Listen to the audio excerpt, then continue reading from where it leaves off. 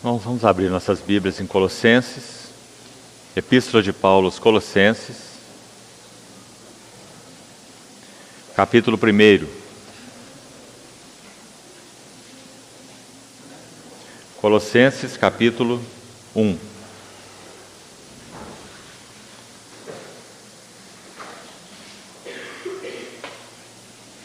Versículo 9.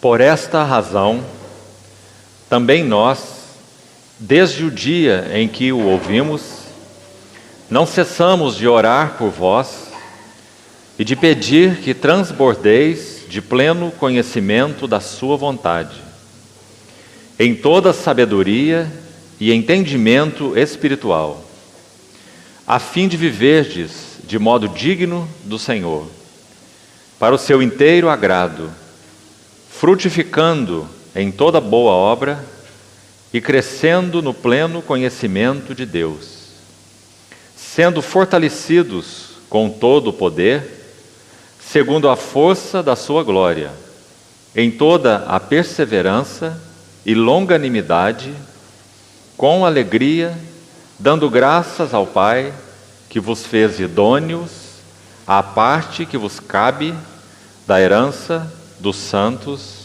na luz.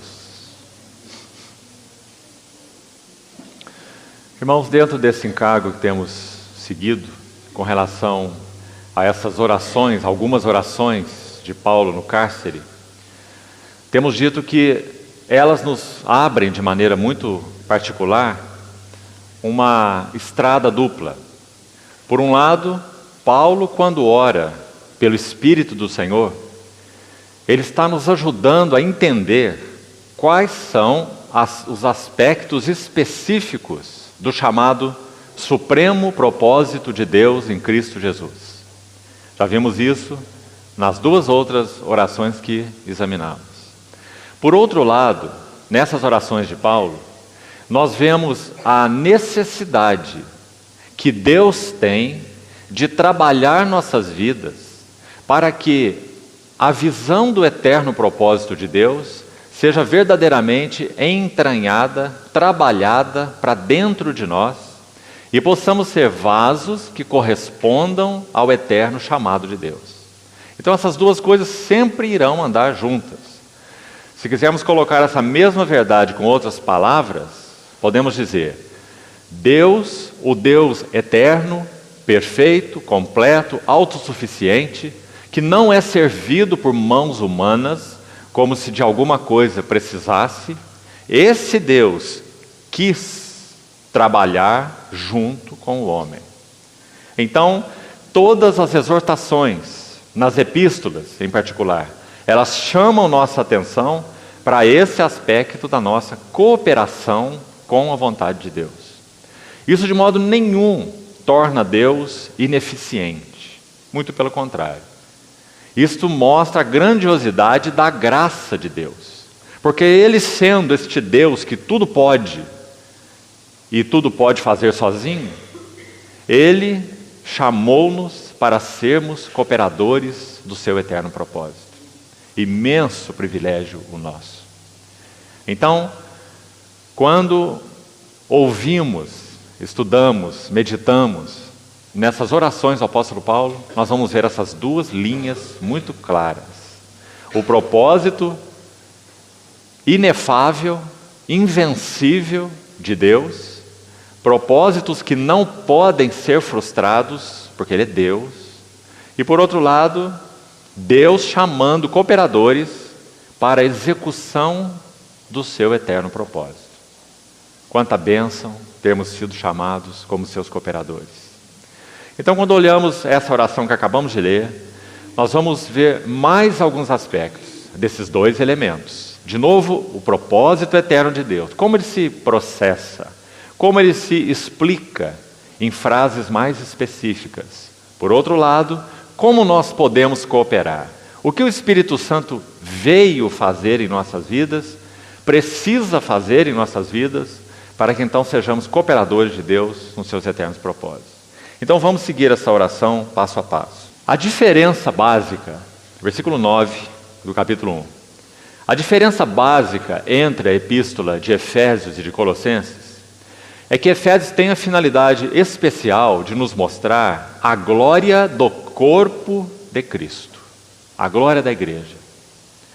Quando estudamos ontem aquela segunda oração da carta, capítulo 3, assunto de ontem à noite, nós vimos que Paulo termina a sua oração dizendo: a Ele seja a glória na igreja e em Cristo Jesus. Porque o foco de Efésios é a glória da igreja, a glória do corpo de Cristo. O foco de Colossenses é a glória do cabeça da igreja, ou a glória mesmo de Cristo.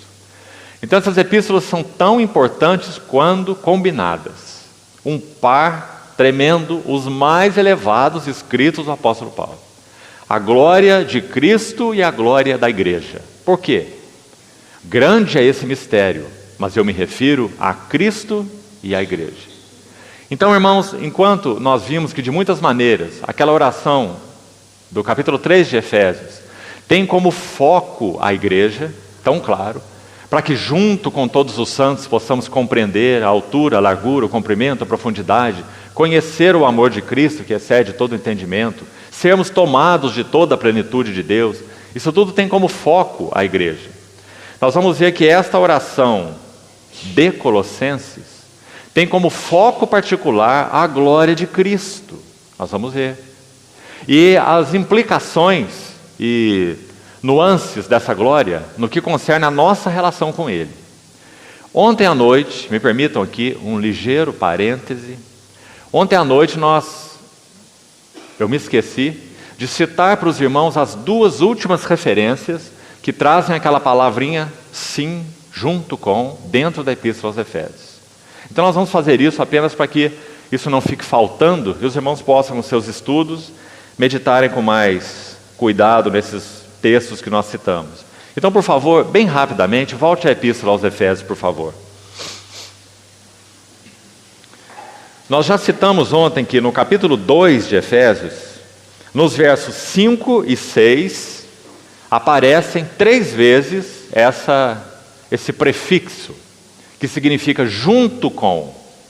Então diz no verso 5, juntamente com Ele nos deu vida. No verso 6, juntamente com Ele nos ressuscitou.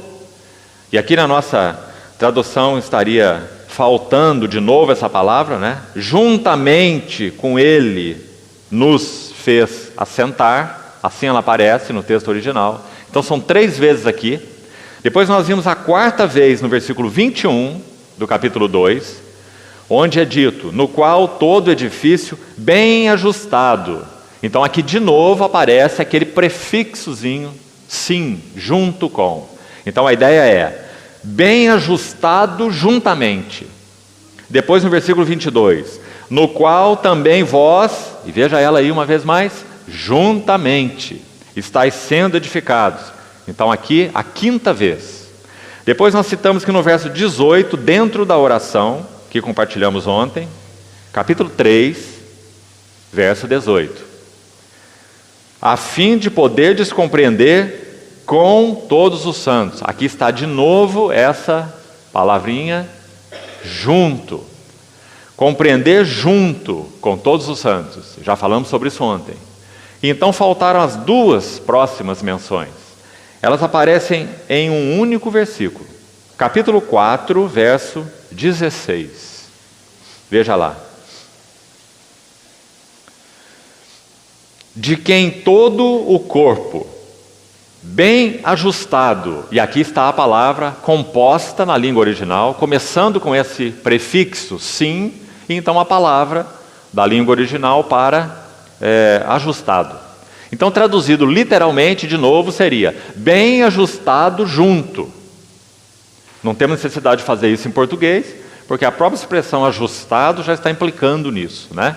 Mas apenas para destacar para os irmãos quão importante é essa palavra junto dentro da Epístola aos Efésios. E, na sequência ainda do verso, veja, bem ajustado, é uma única palavra na língua original, e consolidado. Também é uma única palavra na língua original, que de novo começa com o prefixo sim. Então seria consolidado junto, uma tradução literal. Então estão aí 8 vezes em que o Espírito Santo usa a palavra junto nessa epístola aos Efésios. Os irmãos veem que nota importante? Não iremos a lugar algum como igreja se realmente nós não compreendermos a necessidade da mutualidade na casa de Deus. Junto com. Eu plantei, Apolo regou e o crescimento veio de Deus. Lembra Paulo dizendo isso? Deus coordenou o corpo para que não haja divisão no corpo, antes cooperem. Veja essa palavra, coordenou, cooperem. Os membros com igual cuidado em favor uns dos outros. Que nota importante.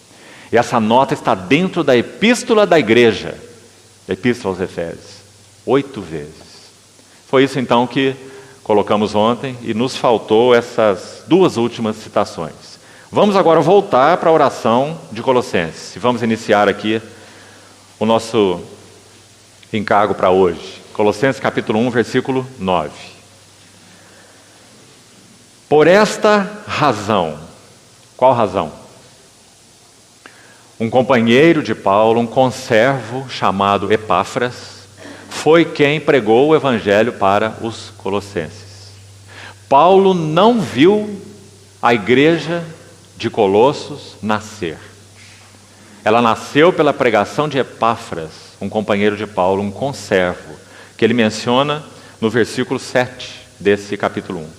Então ele diz que quando ele recebeu na prisão, Paulo aqui está naquela prisão domiciliar, registrada em Atos, capítulo 28, onde ele alugou aquela casa, tinha a possibilidade de receber convidados, até mesmo de escrever as suas epístolas, usando até mesmo um secretário para fazer isso, um amanuense, mas ele não tinha liberdade de sair daquela casa, ele estava ali escoltado. Então, durante esse período, ele recebeu as notícias, através de Epáfras, da igreja dos Colossenses, o que o Senhor estava fazendo ali em Colossos. Então ele vai dizer assim, orando pela igreja: por esta razão, Epáfras havia relatado a eles, a Paulo, do amor deles no Espírito. Versículo 8, verso anterior. Ele nos relatou do vosso amor no Espírito.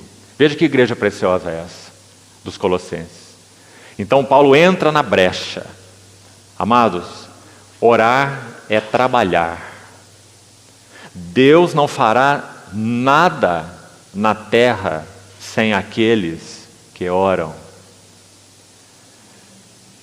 Aqui, Jacó disse: esta é a casa de Deus, a porta dos céus. Deus não realizará trabalho na terra sem aqueles que oram. Orar é trabalhar com Deus. Orar é conhecer a vontade, a mente, o tempo de Deus e orar segundo a vontade, a mente e o tempo de Deus. E esse era Paulo. Paulo era um intercessor. Então ele diz: por esta razão também nós, desde o dia em que o ouvimos, não cessamos de orar por vós. Vamos devagar com esse texto tão lindo. Irmãos, oração é um ambiente espiritual. É certo que nós podemos e devemos reservar tempos específicos para a oração. Nosso Senhor mesmo nos ensinou. E tu, quando orares, entra no teu quarto e fechada a porta, orarás em secreto, e teu pai que vem em secreto te recompensará. Mas também Paulo escreveu assim aos Tessalonicenses: orai sem cessar. Então sim, podemos e devemos ter momentos destinados, quietos, tranquilos, específicos, para nós orarmos ao Senhor e nos colocarmos nessa brecha da intercessão, segundo a mente, o coração e os propósitos de Deus. Mas também, por outro lado, e graças ao Senhor por isso, a oração é um ambiente espiritual. O que significa isso? O Senhor Jesus disse assim: habitai, morai, permanecei em mim, e eu permanecerei em vós. O ambiente do Santo dos Santos foi aberto para nós, não para nós fazermos visitas a Ele, mas para nós permanecermos nele, 24 horas por dia. Ambiente de oração. Graças ao Senhor por isso. Quando a palavra de Deus, quando os propósitos de Deus são trabalhados no nosso homem interior pelo Espírito, a palavra e os propósitos de Deus, nós vamos aprendendo a viver no ambiente da oração. Amados, é dessa maneira, eu entendo, que Paulo disse o que disse em Filipenses 3, que o seu maior desejo era ser achado nele. Achado nele. Que frase é essa? Quando as pessoas, quando os problemas, quando as circunstâncias, quando as dificuldades, as provações, as tribulações, as privações, elas nos acham em Cristo, o assunto é completamente diferente. Mas quando elas nos acham em nós mesmos, então a história é outra. Ah, nós mesmos, que problema. Ser achado nele. Esse é o ambiente da oração. Amados irmãos, isso não é atingido de um dia para o outro e nem de um mês para outro. Nós vamos aprendendo a viver num ambiente de oração quando vamos aprendendo a andar com Deus. Enoque andou com Deus. Noé andava com Deus. Abraão foi chamado amigo de Deus. Moisés teve comunhão com o Senhor face a face. Isso é ambiente de oração. Andar com. Como isso acontece? Como isso processa em nossas vidas? Repetindo, na medida em que o Espírito de Deus encontra lugar nas nossas vidas, depende de nós? Sim, definitivamente sim. Alguns conhecem esse ambiente, outros não conhecem esse ambiente. E não é porque Deus não deseja levá-los a isso, é porque nós somos resistentes. Mas quando o Espírito de Deus encontra lugar em nosso coração, em nossas almas, para que a palavra de Deus e para que os propósitos de Deus sejam aplicados profundamente às nossas vidas, então nós vamos sendo introduzidos num ambiente de oração. E não há nada mais precioso do que esse ambiente de oração. É um ambiente que nosso Senhor Jesus vivia. Quando Ele foi traído, quando Ele foi negado, Ele foi achado nesse ambiente. Ele diz: o Pai está comigo. Ele não diz: o Pai esteve comigo, e nem o Pai estará comigo. Quando Ele estava conversando com Nicodemos, Ele estava ali encarnado, frente a frente com Nicodemos. Ele disse assim: o Filho do Homem que está no céu. Você já prestou atenção nessa expressão? Como está no céu? Ele está na casa de Nicodemos, conversando com ele. E disse: ninguém subiu ao céu, senão aquele que de lá desceu, o Filho do Homem que está no céu. O Senhor estava na casa de Nicodemos e estava no céu. Em que sentido? Ele nunca perdia de vista a face do Pai. Ele sempre foi achado nessa comunhão. Que maravilha, irmãos. E nós, onde estamos? Essa foi a primeira pergunta para o homem depois do pecado. Onde estás? Então Paulo diz, onde Paulo estava? Paulo estava na prisão domiciliar de Roma. Mas Paulo também estava no céu, nas regiões celestiais, no ambiente da oração, no face a face com o Senhor. Então ele vai poder dizer: não cessamos de orar por vós. Que precioso. E de pedir. Nós ainda não entramos na oração, né?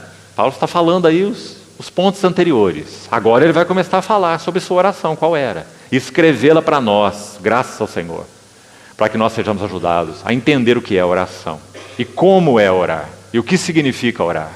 Então ele vai dizer: e de pedir. Irmãos, Paulo tinha muita coisa para pedir. Quem sabe aquelas algemas ali estavam meio apertadas. Aqueles soldados estavam sendo duros demais.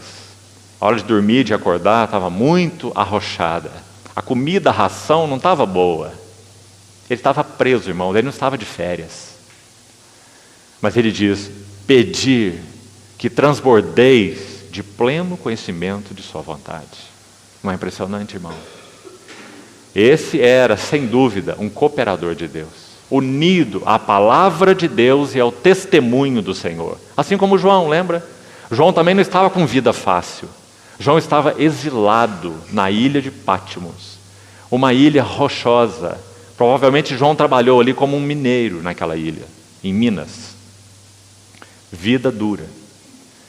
Ele vai dizer na sua epístola, na sua carta, no Apocalipse, capítulo 1, achei-me em espírito no dia do Senhor. E, ao mesmo tempo, achei-me em Patmos. Você já viu essas duas frases? E João estava em Patmos e João estava em espírito. As duas coisas. E ele vai dizer que ele se achava em Patmos por causa da palavra de Deus e do testemunho do Senhor. Viu de novo essas duas frases? Na medida em que o Espírito Santo tem alcance em nossos corações, para que a palavra de Deus penetre e que o testemunho do Senhor, ou seja, os propósitos de Deus, sejam entranhados em nosso homem interior, então nós nos achamos em espírito. E nós podemos fazer o quê? Nós podemos orar pelas igrejas. Então, ele ouve aquela voz que falava por trás dele, ele vira para ver quem era, você conhece a visão? E então ele diz, ele ouve, João, o que vês, escreve, e manda a 7 igrejas. Mais um intercessor. Mais um que estava em um lugar, terreno, geográfico, mas que estava em espírito, na brecha, pela palavra de Deus e pelo testemunho do Senhor. E nós estamos pelo quê? Nós vivemos pelo quê? O que está entranhado no nosso coração? Então ele continua. E de pedir que transbordeis de pleno conhecimento da sua vontade. Aqui nós vamos parar um pouco nessa palavra vontade. Vamos falar um pouco sobre ela. Queridos irmãos e irmãs, vontade é o último reduto da alma humana. Vontade é a última fortaleza a ser vencida. Rendição da vontade é tudo que o Espírito Santo deseja alcançar em nossas vidas para que Ele tenha caminho para trabalhar a mente, o propósito, o caráter do Senhor em nós.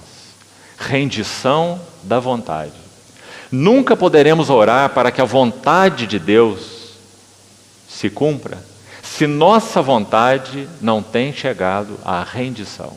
Vamos ver um pouquinho do significado disso na vida do Senhor Jesus, para que isso fique mais claro. Primeira coisa que precisamos ver, nós vamos consultar também alguns textos, mas a primeira coisa importante é, o Senhor Jesus tinha uma vontade. Não sei se você já pensou sobre isso. Alguns fazem uma confusão muito grande, achando que porque Jesus é o Verbo encarnado de Deus, então a vontade dele foi substituída. Então a vontade dele é a vontade de Deus, porque ele é o Verbo encarnado de Deus. Tenho uma notícia para te dar. O Verbo encarnado de Deus é homem, e ele é plenamente humano. Se ele não tivesse uma vontade própria, ele não seria homem. E se ele não fosse homem, ele não poderia nos salvar.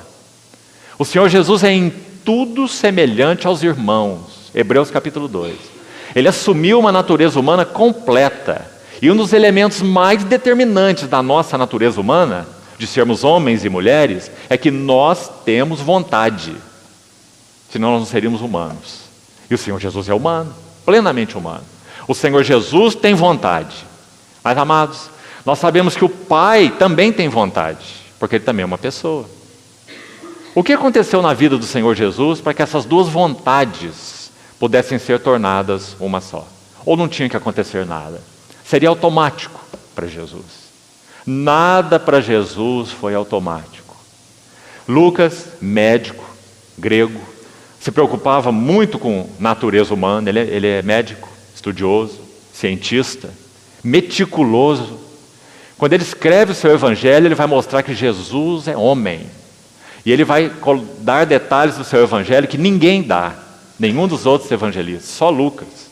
E Lucas vai nos dizer no seu livro, no capítulo 1, que o menino Jesus, veja como ele coloca, menino. Você não vai ver essa palavra em João. João não está preocupado com o menino, João está preocupado com o Deus. No princípio era o Verbo estava com Deus e o Verbo era Deus. Mas Lucas vai falar do menino, porque ele está enfatizando a humanidade de Jesus, tão importante quanto a sua divindade. Então Lucas vai dizer, e o menino Jesus, escute bem, crescia. Alguns até acham que ele já nasceu adulto, né?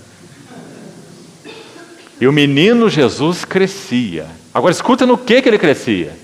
Em sabedoria, estatura e graça diante de Deus e dos homens. Não é um verso maravilhoso? Esse é o Senhor Jesus. Ele cresceu e teve que aprender tudo numa vida de dependência com o Pai. Que mistério tremendo. Essa natureza humana, com mente humana, vontade humana, sentimentos humanos, teve que ser trabalhada para que avançasse no conhecimento de Deus, e na comunhão com Deus, e no conhecimento da graça de Deus, em tudo. Quem deu habilitação para o Senhor Jesus crescer nessas coisas? Só há uma resposta, bíblica: o Espírito de Deus. Em Hebreus, capítulo 9, diz até mesmo que o Senhor Jesus, pelo Espírito eterno, ele se ofereceu sem mácula a Deus. Em outras palavras, quem foi que habilitou o Jesus homem para enfrentar o horror da cruz? O Espírito Santo, o Espírito de Deus. Não é maravilhoso, irmãos? Então a vida do Senhor Jesus cresceu na estatura, na sabedoria e na graça. Lucas capítulo 1. Vamos olhar alguns versículos do Evangelho de João, para nos ajudar a entender por que essa questão do conflito da vontade é tão importante, assunto que Paulo começa a sua oração aos Colossenses. Vamos recordar antes de ir para João uma vez mais. Se nós vamos transbordar, se a oração de Paulo é para que a igreja transborde de pleno conhecimento de sua vontade, a grande questão é o conflito da vontade. Se nós iremos conhecer a vontade de Deus, ela vai chocar com nossa vontade. Nossa vontade terá que ser levada à rendição. E lembre-se então, a vontade é a última fortaleza a ser vencida. Vamos ver isso na vida de Jesus. Abra o Evangelho de João, por favor. Alguns exemplos breves. Veja o capítulo 4, por exemplo. João 4. Olha o que diz o verso 34.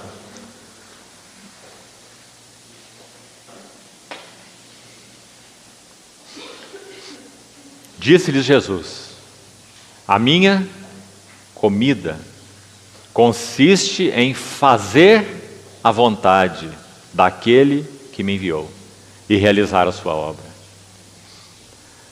O mais essencial para a vida do Senhor Jesus era fazer a vontade de Deus. Comida, irmãos, é o mais básico para a nossa vida humana ser mantida. Óbvio, né? O Senhor Jesus está dizendo que o mais básico para a vida humana dele ser mantida é fazer a vontade de Deus.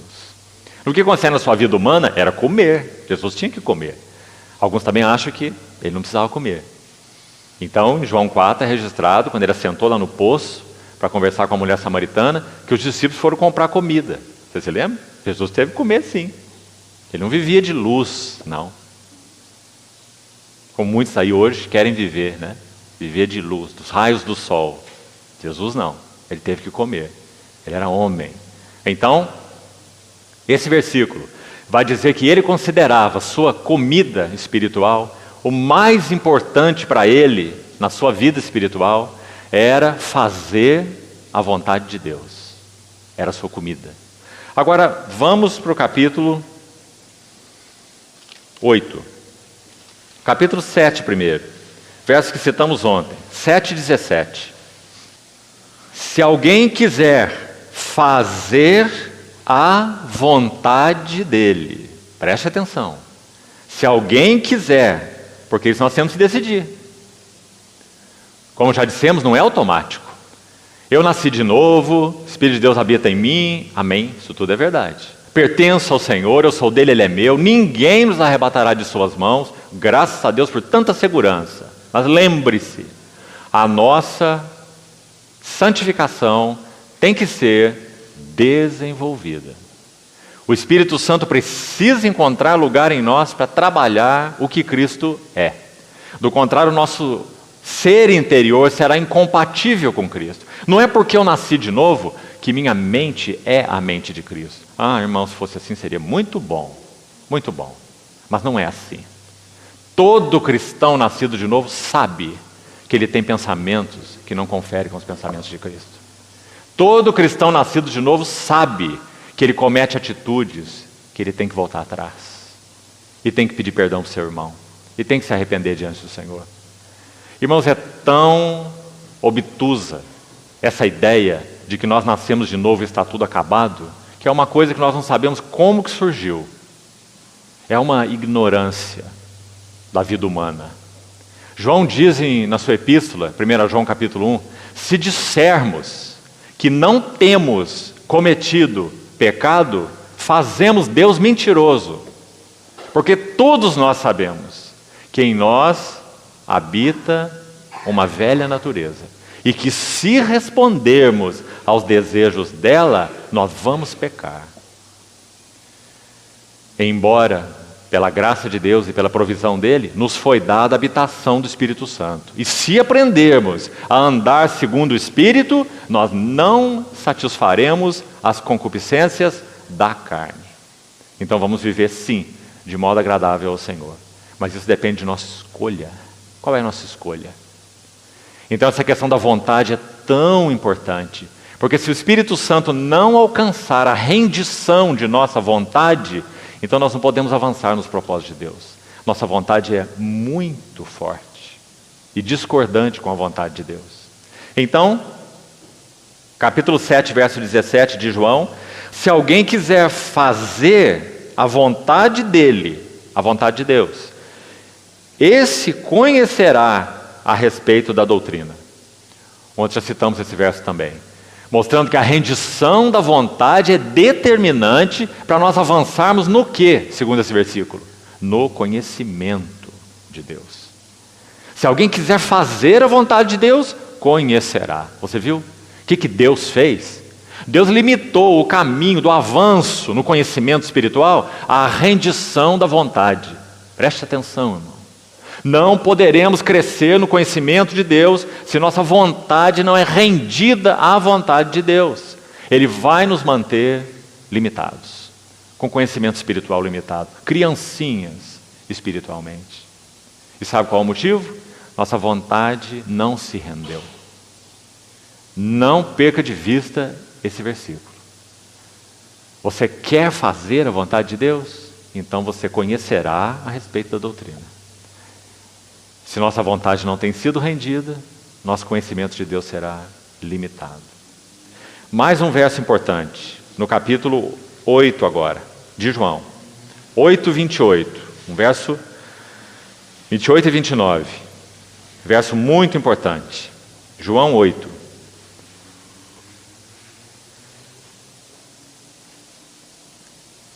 Disse-lhes, pois, Jesus: quando levantardes o Filho do Homem, então sabereis que eu sou, e que nada faço, olha a vontade aí, nada faço por mim mesmo, mas falo como o Pai me ensinou. João 8, 28. Agora escute bem o verso 29, ainda mais específico. E aquele que me enviou está comigo, não me deixou só. Agora tem um porquê, tem um motivo. Ele disse, para que essa comunhão fosse preservada. Qual é o motivo? Vamos ver? Porque eu faço sempre o que lhe agrada. Oh, que versículo, irmão. Que maravilha. O Senhor Jesus está dizendo sim que Ele é homem, que Ele é limitado, que Ele não mandou na terra assim como alguém que quase não pisa no chão. Você pensa em Jesus assim? Alguém que quase levita por onde Ele anda, aquele ser anômalo. Não é nada disso que a Bíblia diz sobre Ele. Isaías 53 diz que Ele era a raiz de uma terra seca, que não tinha aparência e nem formosura. E quando olhavam para Ele, nenhuma beleza havia que os agradasse. Dele não fizemos caso. Homem totalmente comum e rude foi o nosso amado Senhor. Qual era o segredo de sua vida? Eu faço sempre o que lhe agrada. Ele vai dizer, por isso o Pai está comigo. Que segredo esse, irmão? Não me deixou só. Guarde essa frase. Se a rendição de nossa vontade não é alcançada, ficaremos sós no que concerne a comunhão com o Senhor. Porque então nós andaremos segundo os desejos de nosso coração. Nossa vontade, que nós prezamos tanto e que sempre nos metem nas maiores dificuldades, porque não respondem à vontade de Deus. Então que lindo verso, esse verso 29. Vamos ainda mais nesse Evangelho de João. Veja agora o capítulo 17. João 17. Veja o que diz o verso 24.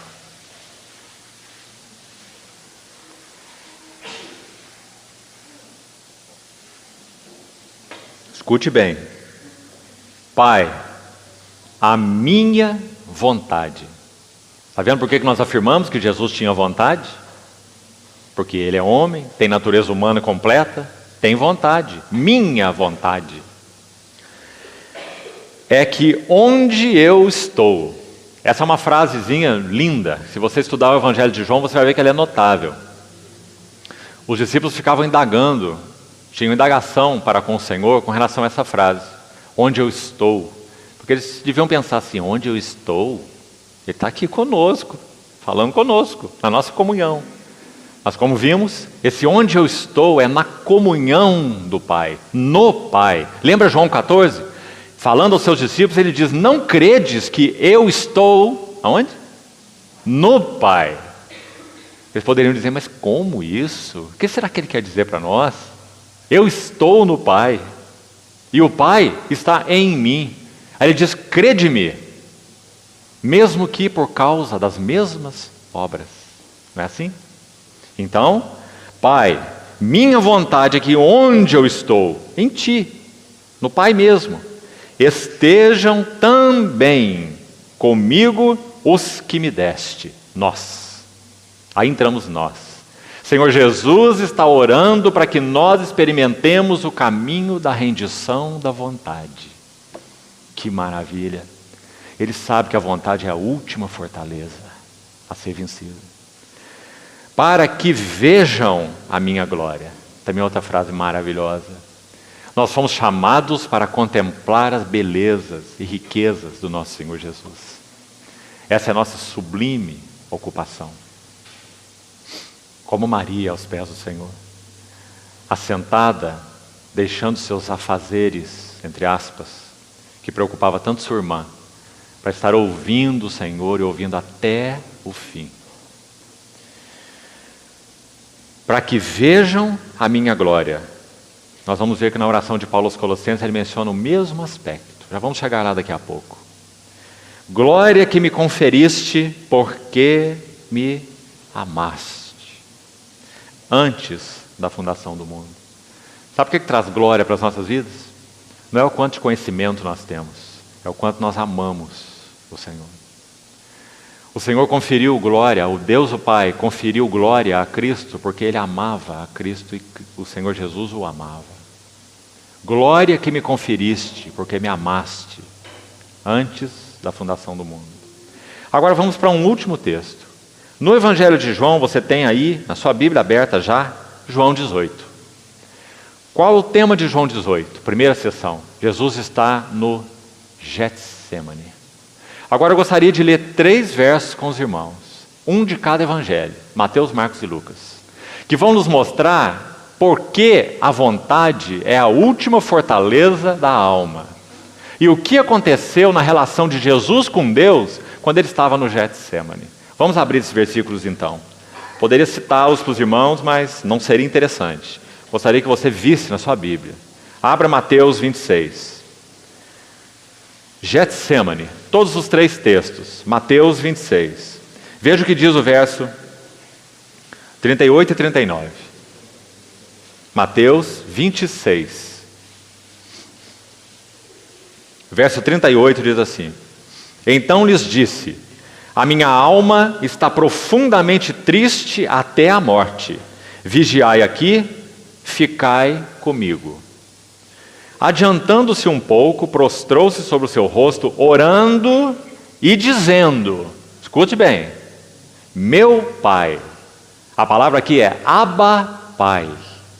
Aquela palavra doméstica, afetuosa, que seria melhor traduzida por paizinho, Abba.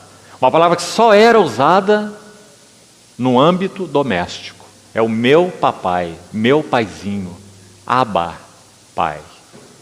Se possível, passe de mim este cálice.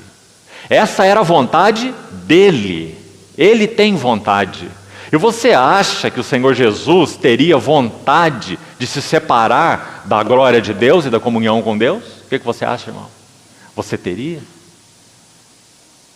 Nem nós, na nossa infinitude, pequenez, pecaminosidade, mas porque fomos gerados de novo em Cristo, nem nós temos essa vontade. Embora às vezes percamos a sua comunhão. Imagina o nosso Senhor Jesus, que nunca soube o que é separação. Ele é o verbo de Deus, em Deus e com Deus. Então, quando ele está no Getsemane, ele sabe que o próximo passo, a partir do Getsemane, é a cruz. E o que aconteceria na cruz? Oh meu Deus, por que me desamparaste? Então ele enfrenta o conflito da cruz antecipadamente, no Getsemane. O Getsemane é o segredo do Senhor Jesus ter ido à cruz. Se ele não triunfa no Getsemane, ele não triunfaria na cruz. No Getsemane, a última fortaleza foi vencida. Mesmo na vida de nosso Senhor Jesus, é sua vontade. Ele teria opção no Getsemane. Por isso ele orou. Meu Pai, se for possível. Que frase profunda, misteriosa, né? Jesus está dizendo algo assim: se houver um outro meio para que o homem seja redimido, e tu, ó Pai, possas ter muitos filhos, sem que eu, o filho, me separe de ti, é isso que eu quero. Porque ele não sabe o que é separação, morte. Ele é o autor da vida. Então ele diz: meu Pai, se possível for, passa de mim esse cálice. Mas agora veja a rendição da vontade. A última batalha do Senhor Jesus foi o Getsemane. Quando ele vai à cruz, o assunto já está liquidado, já está resolvido, já foi liquidado no Getsemane. Então é dito assim: todavia, não seja como eu quero.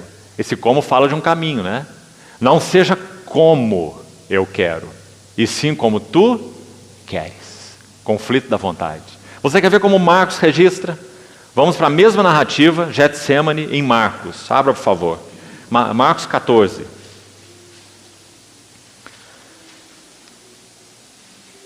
Vamos ler o verso 36.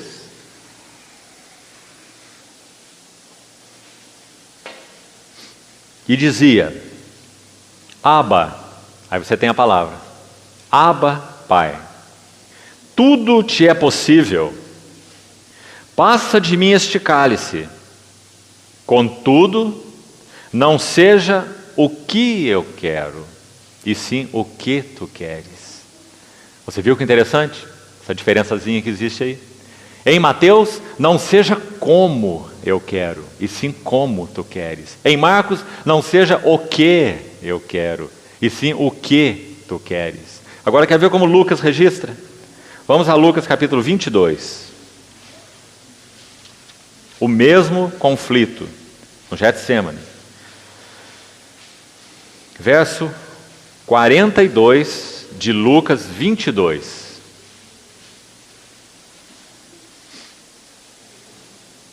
Pai, se queres, vontade do Pai, se queres, passa de mim este cálice. Contudo, não se faça a minha vontade, e sim a tua. Então nós temos 3 registros. Primeiro, não seja como eu quero, mas como tu queres. Depois, não seja o que eu quero, mas o que tu queres. E depois não se faça a minha vontade, mas se faça a tua vontade. Conflito da vontade. A última fortaleza é a vontade. Então, queridos irmãos, se o Espírito Santo não encontrar lugar em nós para trabalhar a palavra de Deus e os propósitos de Deus de tal forma a que nossa vontade se renda, nós não poderemos avançar no conhecimento de Deus, no conhecimento espiritual de Deus. Por isso nós destacamos então esses versículos aqui como uma ilustração do que Paulo quis dizer quando ele orou lá em Colossenses. Eu peço que transbordeis de pleno conhecimento de sua vontade. E já chegamos à conclusão que isso vai ser impossível se nossa vontade não for rendida ao Senhor, não for consumida pela vontade do Senhor, não for quebrada segundo a vontade do Senhor. Romanos 12 também, quando Paulo fala sobre esse... Vamos voltar a Colossenses, só citar o texto de Romanos. Colossenses capítulo 1. Paulo em Romanos 12 diz assim: rogo-vos, pois, que apresenteis os vossos corpos como um sacrifício vivo, santo e agradável a Deus, que é vosso culto racional, ou serviço espiritual. Aí ele diz: não vos conformeis com este século, mas transformai-vos pela renovação da vossa mente. Ouça bem agora o que mais ele diz. Para que experimenteis, viu? Experiência.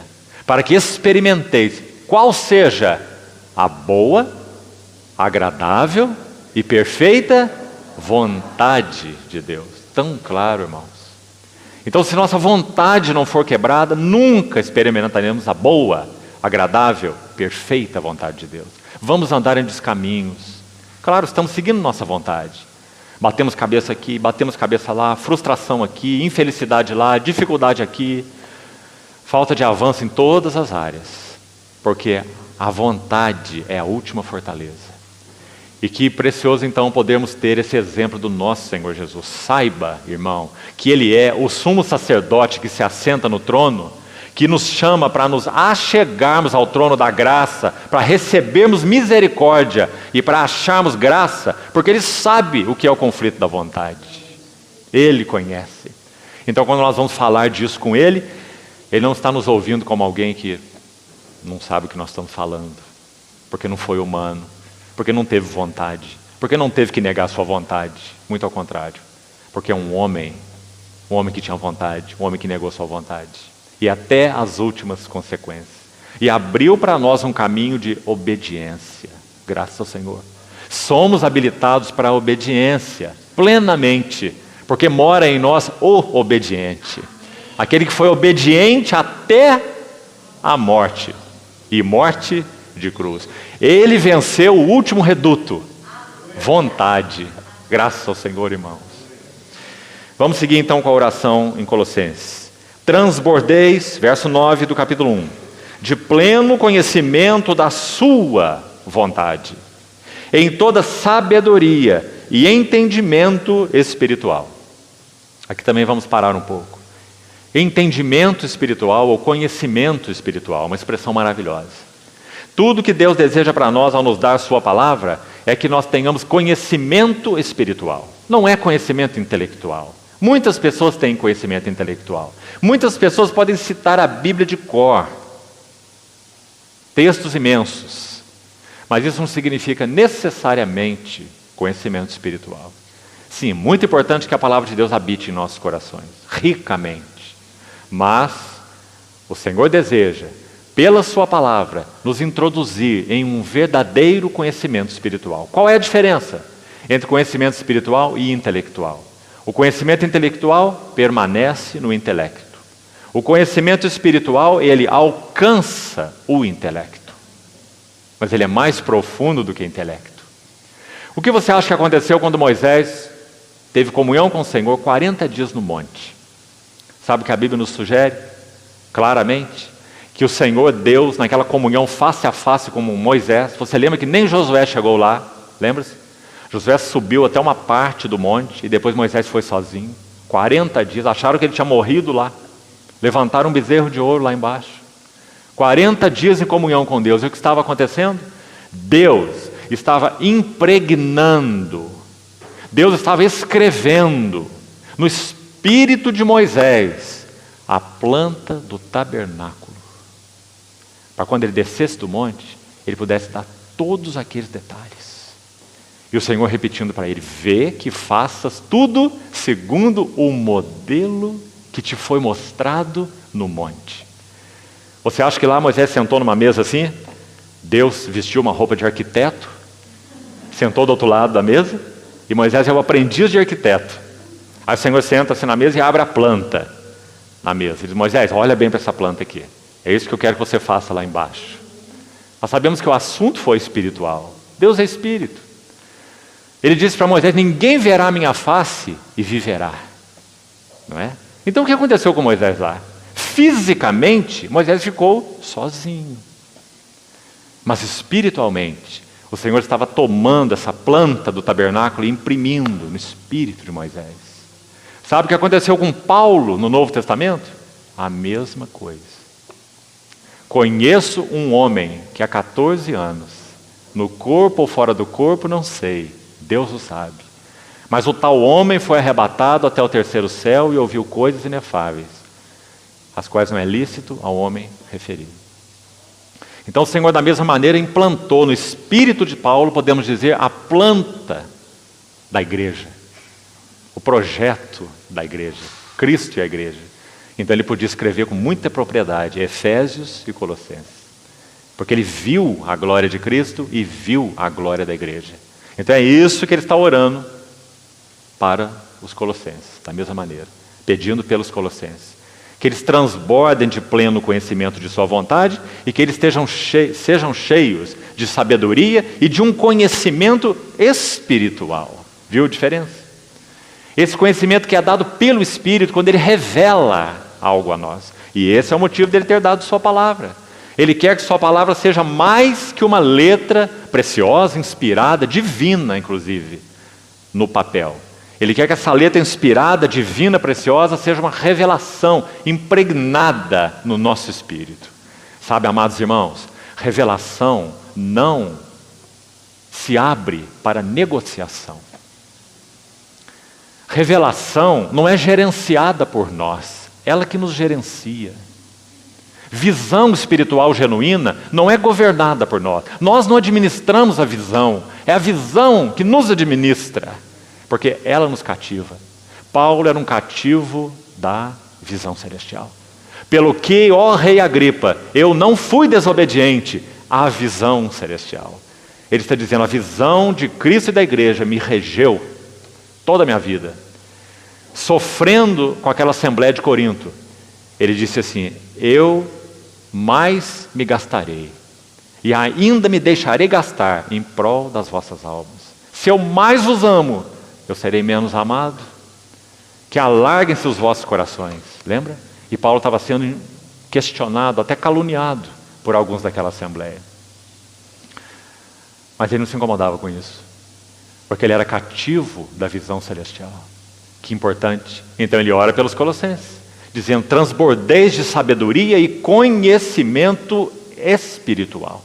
Porque então a vida deles podia ser regida, e assim a nossa. O que mais que ele diz no verso 10? Vamos seguir.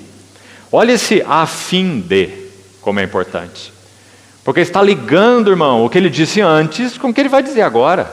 Claro, a fim de, com o propósito de. De o quê? Viverdes de modo digno do Senhor. Então vamos pensar juntos, na presença do Senhor. Não poderemos viver de modo digno do Senhor se nós não tivermos conhecimento de sua vontade. Nossa vontade rendida a esta vontade, como já vimos na vida do nosso amado Senhor. E conhecimento espiritual. Se não tivermos isso, não poderemos viver de modo digno do Senhor. Vai nos faltar entendimento espiritual. Vai nos faltar rendição da vontade. Vai nos faltar conhecimento da vontade de Deus. Seguindo ainda o verso. Próxima frase. Para o seu inteiro agrado. Veja que é uma frase completa, né? Está aí entre vírgulas. Importante, sabe por quê? Poderíamos dizer assim: a motivação da vida cristã é sermos agradáveis a Deus. Por exemplo, capítulo 12 de Hebreus, os últimos versos, dizem assim: por isso, recebendo nós um reino inabalável, retenhamos a graça pela qual, por esta graça retida, sirvamos a Deus de modo a agradá-lo, ou de modo agradável, com reverência e santo temor, porque nosso Deus é um fogo consumidor. Então, qual é a motivação da vida cristã, segundo esse versículo? Sirvamos a Deus de modo a agradá-lo, agradável. Mesma coisa Paulo está orando aqui pelos Colossenses, dizendo que, conhecendo a vontade de Deus, avançando no conhecimento genuinamente espiritual, rendendo a sua vontade em cooperação com a vontade de Deus, então nós vamos viver para o seu inteiro agrado, frutificando em toda boa obra, é a próxima frase. Vivermos de modo digno do Senhor para o seu inteiro agrado. Na sequência, verso 10, próxima frase: frutificando em toda boa obra. Qual é o caminho da frutificação? Ele já apresentou aí. Transbordar de pleno conhecimento de sua vontade, conhecimento espiritual e tudo que já falamos até aqui. Esse é o caminho da frutificação. Então aqui nós temos mais uma ajuda. Se perguntarmos por que nossa vida não tem sido frutífera, por que outros não têm sido abençoados, por que não temos avançado como famílias na compreensão do propósito de Deus, por que nossos relacionamentos não estão mais ajustados, por que o serviço entre nós não está mais forte. Isso tudo é fruto, frutificando. Por quê? Por causa do que está escrito nos versos anteriores. Será que temos transbordado do conhecimento de sua vontade? O eterno propósito de Deus em Cristo, Cristo e a igreja, a visão celestial, tem sido claro para nós? Se tem, ela tem nos governado. Nós temos enfrentado o conflito da vontade diariamente e rendido a nossa vontade, a vontade de Deus? Ou temos batalhado pela nossa vontade? É o que eu quero, é o que eu penso, é o que eu acho. Irmãos, nós nos escondemos tanto através dessa vontade horrível. Alguns, é tão comum escutarmos isso, alguns dizem assim: assim que eu sou. Não é? Uma frase muito comum. É assim que eu sou. Sabe o que isso significa? Com as pessoas que falam assim? Que os outros me aturem. É assim que eu sou. Sabe o que significa isso? Fortaleza da vontade. Outros dizem assim: essa é a minha personalidade. E acham que isso é uma grande coisa. Essa é a minha personalidade. Sabe o que o Senhor quer fazer com a nossa personalidade? Quebrá-la, moê-la, para que nossa personalidade reflita uma outra personalidade. Essa personalidade gloriosa do humilde, manso servo do Senhor. Frutificando em toda boa obra. Olha a próxima frase: e crescendo. Que oração mais linda essa, não é, irmãos? Viver de modo digno, para o seu inteiro agrado, frutificando, crescendo. Olha as palavras que Paulo usa. Crescendo no pleno conhecimento de Deus. Louvado seja o Senhor. Não há nada velado para nós a partir do momento que o Espírito de Deus veio habitar em nós. Coríntios 2 diz que ele a todas as coisas perscruta, até mesmo as profundezas de Deus. Nós aqui estamos nadando na praia e quase morrendo afogados. Nada foi velado para nós quando o Espírito Santo veio habitar. Desde que a nossa vontade se renda, para que nós possamos avançar naquilo que o Senhor quer fazer em nós. Vontade rendida significa aumento de conhecimento genuinamente espiritual. Vontade rendida significa fruto, frutificando em toda boa obra. Vontade rendida significa Deus agradado. Deus agradado. Irmãos, aqui nós temos que ver algo. Todas as vezes que Deus é agradado, sabe o que acontece dentro de nós? Nós somos realizados. Essas duas coisas andam juntas. Se Deus não estiver satisfeito, nós não estamos realizados. Nós podemos ter alcançado aquilo que nós mais queríamos. Isso não significa realização. Ou você ainda tem essa ilusão? Nós só experimentamos um senso de realização interior profunda, genuína, verdadeira, que traz um profundo gozo quando Deus está satisfeito com as nossas vidas. Em qualquer área que você possa imaginar. Se Ele está satisfeito com a maneira como estamos trabalhando, ganhando dinheiro, nos relacionando, convivendo, criando filhos e etc. Tudo. Se Deus tem estado satisfeito, nós estamos realizados. Então, mais uma frase preciosa aí. Crescendo, final do verso 10, no pleno conhecimento de Deus. Verso 11. Sendo fortalecidos, mais um elemento maravilhoso. Onde está o segredo do poder? Na rendição da vontade. Sabe como Paulo descobriu isso? Escuta o que ele fala. Quando sou fraco, então é que sou forte. Ele descobriu o segredo da dependência. Ele descobriu que a obra de Deus não era questão das habilidades dele. Não era questão da força dele. Era questão da visão espiritual que ele tinha. Era questão do trabalho do Espírito nele. Era questão do trabalho da cruz nele. E quanto mais ele andasse fielmente nesse caminho, mais ele seria frutífero e forte. Então ele diz, fortalecidos com todo o poder, segundo a força da sua glória, que é uma outra frase importante. Podíamos transliterar essa frase aí de outra maneira, e ela não ficaria assim. Sendo fortalecidos com todo o poder, segundo a contemplação da sua majestade pessoal. Essa é a ideia aí. O Senhor Jesus tem uma majestade pessoal. Ele é todo glorioso.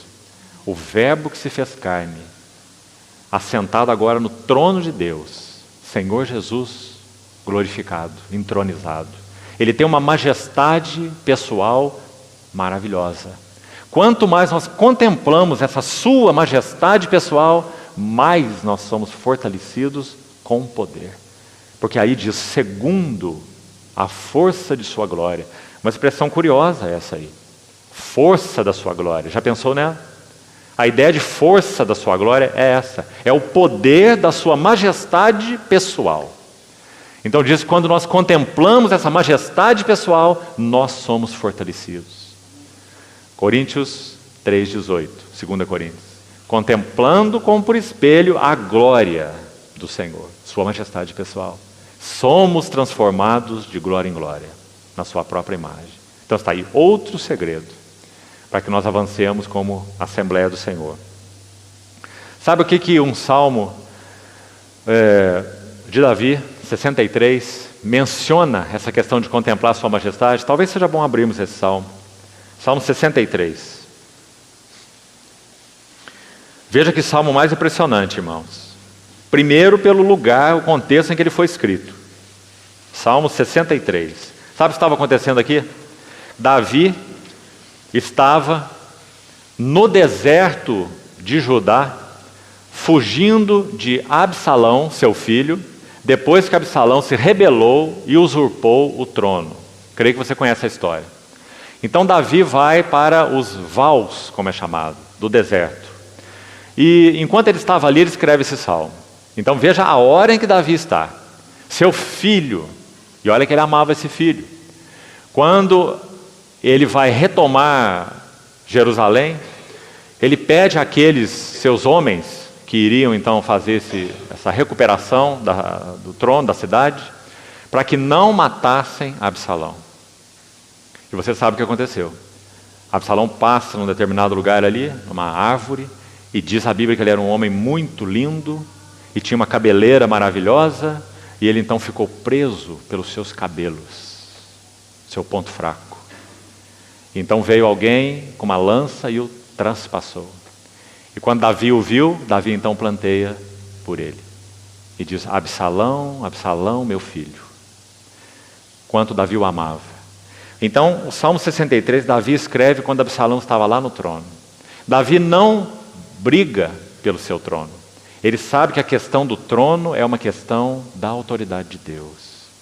Ninguém pleiteia pela autoridade de Deus se conhece a Deus. Só Deus tem autoridade. Então, ele escreve o Salmo 63 assim. Talvez se fôssemos nós escrevendo esse salmo, nós escreveríamos assim: ó Deus, Tu és o meu Deus forte. Veja o que Absalão, meu filho, fez comigo. Ele usurpou o meu trono. Mas o Senhor é justo. Mas Davi escreve assim: ó Deus, Tu és o meu Deus forte. Eu te busco ansiosamente. A minha alma tem sede de Ti. O meu corpo Te almeja numa terra árida, exausta e sem água. Assim eu Te contemplo no santuário. Agora escute essa frase: para ver a Tua força e a Tua glória. Você viu? A mesma ideia que nós encontramos na oração que acabamos de ler de Paulo em Colossenses 1. Sendo fortalecidos com poder, segundo a força da sua glória. Foi isso que Davi viu no deserto de Judá, quando seu filho, rebelado, traidor, estava lá no trono dele. Para ver a tua força e a tua glória. E para completar, sabe o que mais ele diz? Porque a tua graça é melhor do que a vida. Os meus lábios te louvam. Isso é hora de louvar, irmãos? Olha a situação de Davi. Que maravilha. Esse homem realmente conhecia Deus. E dependia de Deus. E contemplava a Deus. Verso 11, então, de Colossenses 1. Segundo a força da sua glória, em toda perseverança. Vamos falar um pouquinho sobre isso rapidamente.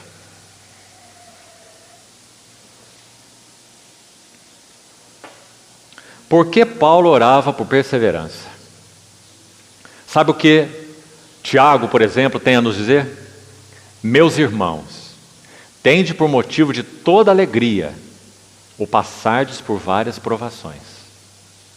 Porque a provação da vossa fé produz perseverança. Ora, a perseverança deve ter uma ação completa, para que sejais perfeitos. A palavra perfeitos ali é maduros. Para que sejais perfeitos e íntegros, em nada deficientes. Tiago capítulo 1, versos de 2 a 4. O que esse versículo está nos ensinando?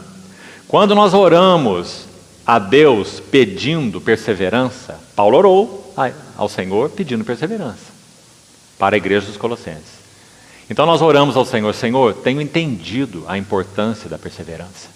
Tiago diz que a perseverança tem que ter uma ação completa para que eu não seja um menininho frágil na fé, levado de um lado para outro, por todo vento de doutrina, por artimanha de homens e por erros e enganos.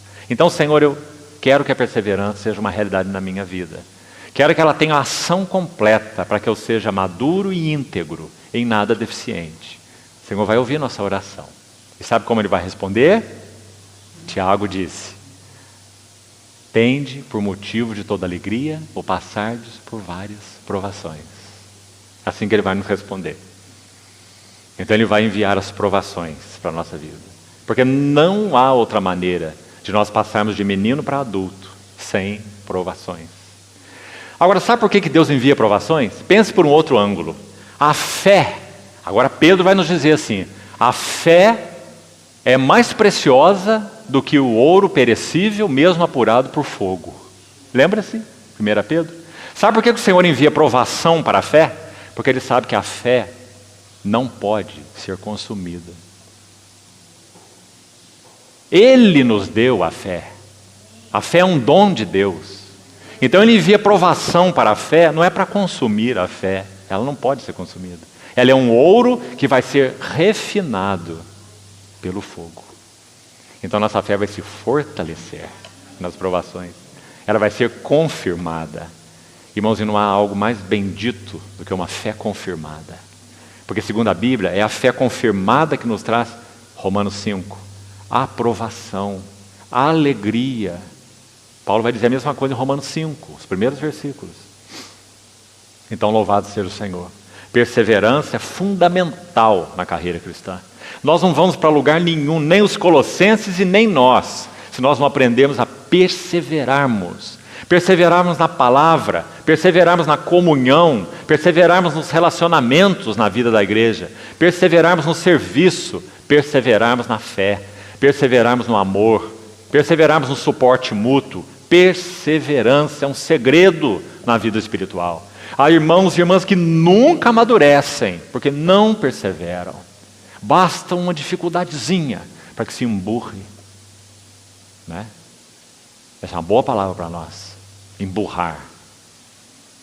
E isso tem nos impedido de avançar. Então, perseverança. Sabe uma outra palavra que ele usa aí à frente, que faz uma combinação muito importante com perseverança?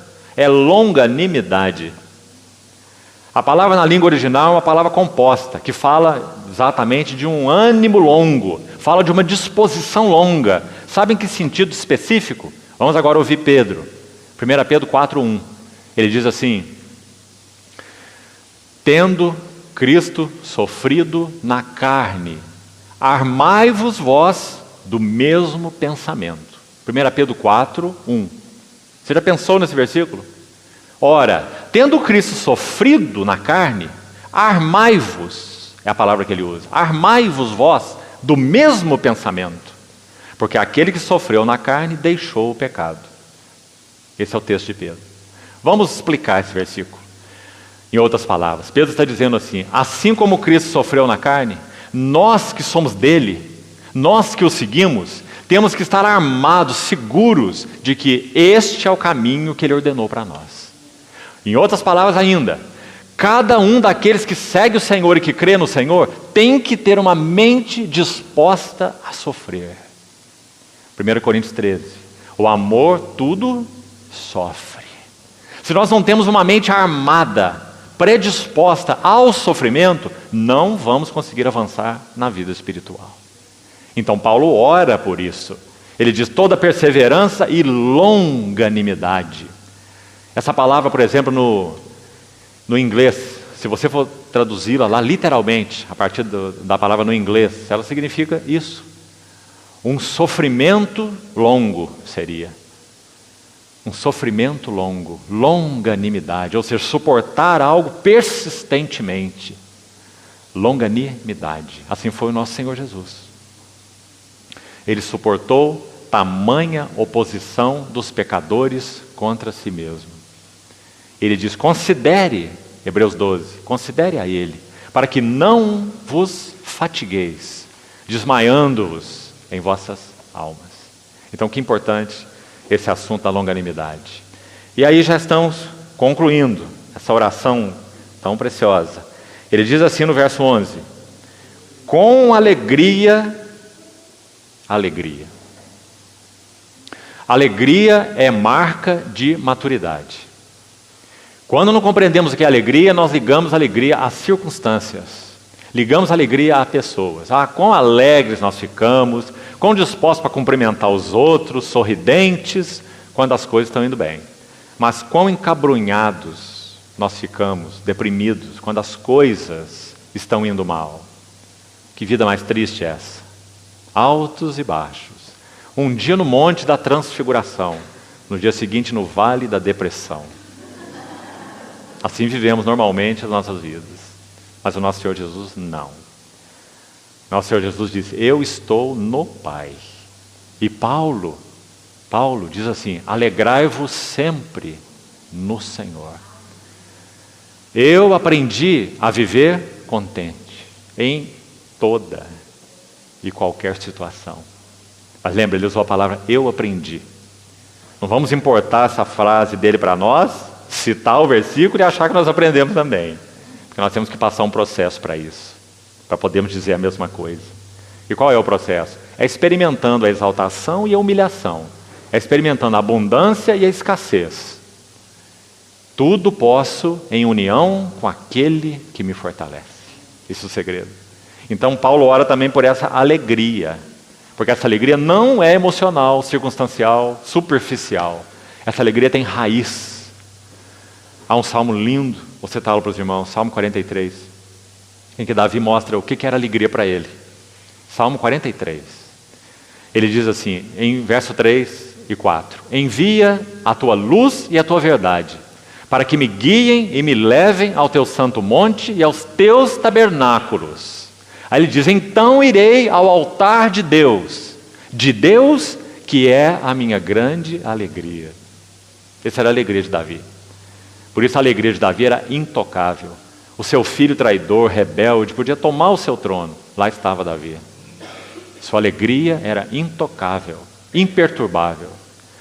Com alegria, dando graças ao Pai que vos fez idôneos à parte que vos cabe da herança dos santos na luz. Vamos tomar essa palavra idôneos para concluirmos. É uma palavra importante. Significa que esse Pai das luzes, que nos chamou para esse propósito tão maravilhoso que Ele estabeleceu em Cristo Jesus, o nosso Senhor, que o Espírito Santo viesse habitar em nós e trabalhasse nossas vidas para sermos iguais à sua glória, como já vimos. Então está dizendo que esse Pai nos fez idôneos. A ideia é compatíveis, adequados para participar da herança dos santos na luz. Maravilhoso verso. E que nossos olhos também sejam abertos para isso. O Pai nos fez adequados. O Pai nos fez idôneos para participar dessa herança. E Paulo também orava por isso, para que eles estivessem claros de que eles foram feitos idôneos no Pai. Eles foram chamados, eles foram santificados, eles estão em Cristo, eles são habitados pelo Espírito. Tudo isso nos chama, irmãos, para uma plena compreensão e rendição de nossa vontade ao propósito de Deus. Para que Ele encontre caminho, então, para completar em nossa vida aquilo para o que nós fomos chamados. E a partir daí, quando ele termina a sua oração, ele vai seguir falando das glórias desse Senhor Jesus, que dentro da oração ele já mencionou que ele possui, Jesus, uma majestade pessoal, força da sua glória. E ele vai seguir os versículos falando dessa força da sua glória. E aí não é objeto do nosso estudo para hoje. Maravilhosos versículos. A dizer que ele é essa imagem do Deus invisível, primogênito de toda a criação e tudo mais que ele diz aí. Então, irmãos, confirme-nos o Senhor nesses dois aspectos que nesse tempo, nesse fim de semana junto, temos tido o encargo de compartilhar. Por um lado, uma clareza maior desse fato de que Deus é soberano. Deus é soberano. Foi Ele quem estabeleceu esse propósito. Ele não pediu conselho para nós ficamos muito felizes por isso. Quem foi seu conselheiro? Quem primeiro deu a Ele para que Ele venha a restituir? Porque dele, por meio dele, para Ele, são todas as coisas. Ele não é servido por mãos humanas como se de alguma coisa precisasse. Amém. Verdade maravilhosa. Vamos manter em equilíbrio a outra. A outra é escutarmos Paulo dizer assim: de Deus nós somos cooperadores. Ah, que privilégio nós estarmos envolvidos nesse propósito. Então, queridos irmãos, que o Senhor ganhe os nossos corações. Não há razão para nós cristãos vivermos senão rendidos a esse eterno propósito. Não há nenhuma outra razão. Que o Senhor encontre lugar para alinhar nossas vidas e tudo que Ele nos tem dado em função dessa pedra de toque. Senhor, continue falando ao nosso coração. Vamos orar.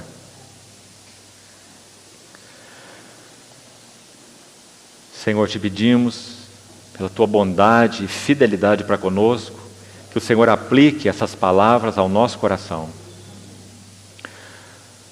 Ajusta nossas vidas, Senhor, a esse Teu soberano propósito.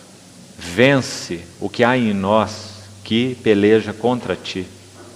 Tem misericórdia de nós, Senhor. Salva-nos, te pedimos. Salva-nos de nós mesmos.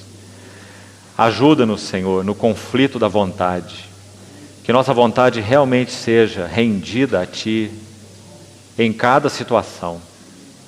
Obrigado porque o Senhor já nos habilitou para isso, pela vida do Teu Espírito em nós. Senhor, completa aquilo que o Senhor iniciou em nossas vidas. Que não sejamos uma obra inacabada. Glorifica Teu nome na Tua igreja, Senhor. Oh, obrigado por tão grande salvação, por tão precioso Salvador. Senhor, glorifica Teu nome nas nossas vidas. Te pedimos, agradecidos, em Teu nome. Amém, Senhor.